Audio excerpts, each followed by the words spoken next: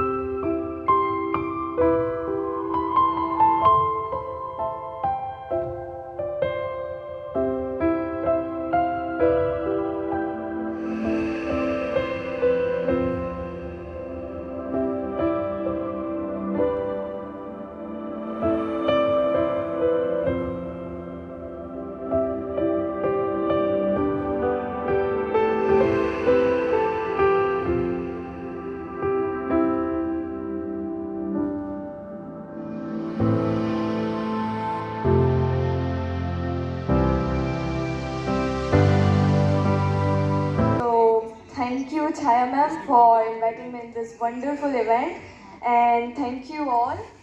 So, પહેલાં તો મારું રિયલ નેમ નાયક ભવ્યા કુમારપાલ છે, બટ હું ઇન ફિલ્મ ઇન્ડસ્ટ્રી હું ભવ્યા સિરોહીના નામે ઓળખાઉં છું.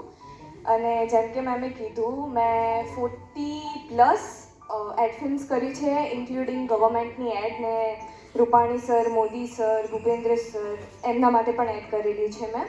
અને મેં તારક મહેતા કા ઉલ્ટા ચશ્મા અને સાવધાન ઇન્ડિયામાં પણ રોલ કરી ચૂકી છું.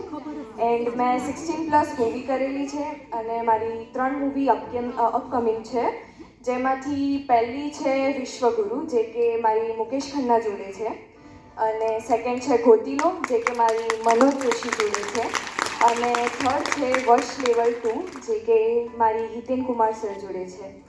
સો હોપ બસ તમારો પ્રેમ મળે ને તમારો આશીર્વાદ મળે, એન્ડ થેન્ક યુ. અને મૂવી રિલીઝ થાય ત્યારે જરૂરથી જોવા જજો. Thank you for your name.